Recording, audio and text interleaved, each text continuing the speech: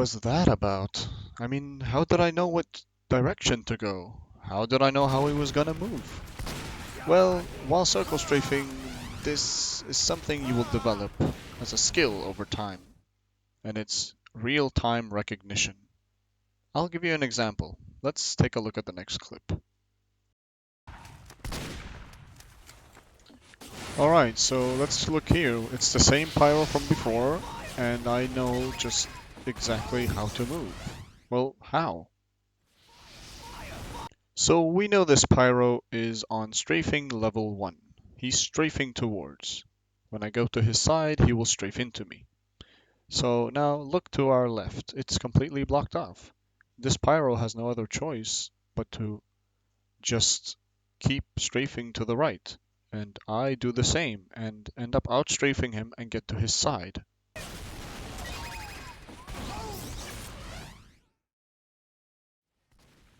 Alright, let's take a look at this pyro. I notice he's strafing towards, so I keep that in mind for the next time I meet him. Now that I do meet him, I'm more prepared and do the correct movements, but miss and die anyways.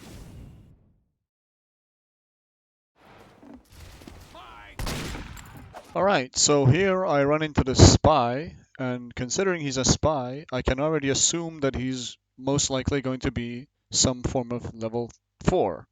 So, let's see how this goes. So here we can see the spy went for a matador and failed, because I'm strafing. Yeah, I didn't really know what I was doing here. This spy is just trying to matador me, and I'm trying to outstrafe him, but doing terribly, so I don't get the kill.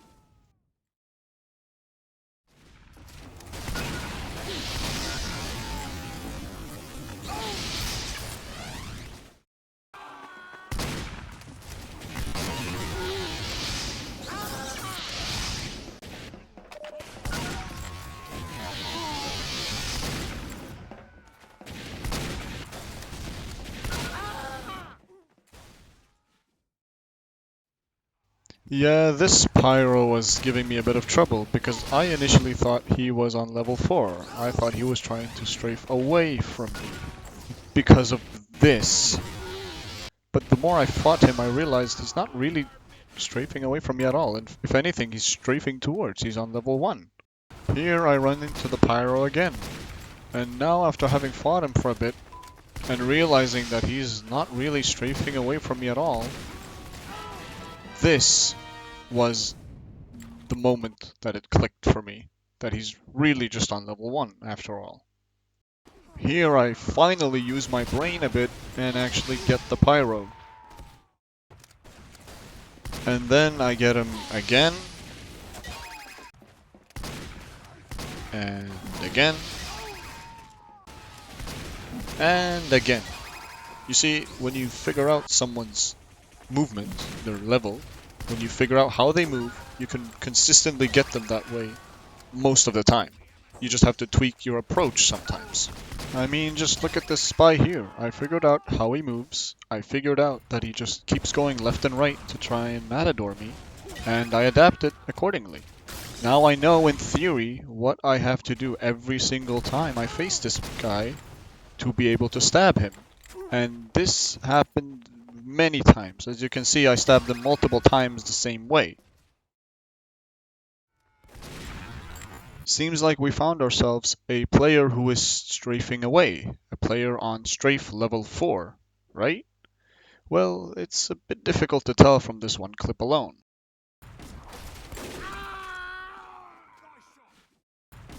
The reason I can't really tell is because I don't know if it ended like this, that he just, held W, or if it ended like this. But since he continues to keep going even after I die, I'm going to just wager and say that he's most likely on strafing level 4. Alright, let's take a look at the next clip. Here we see the scout. He runs into me and immediately just backs off. Now this is in the open, so let's see how he treats corners. Alright, so here we can see we run into this scout again, and we can see that he runs into this little hut thing here, and oh, look at this. He pokes his head out. Now, knowing from our last interaction that he likes to back off, maybe I should just take the inside of this turn and see what happens. Yep, that's it. This guy is screwed. I outstrafed him by going for a C2C1. Counter to counter variation 1. So that's pretty much going to be all from me this time around. Hope you all liked the video. If you somehow managed to get this far, then thank you. It means a bunch to me. And I really do want to make this series something that I continue to just advance on. And with that being said, bye bye!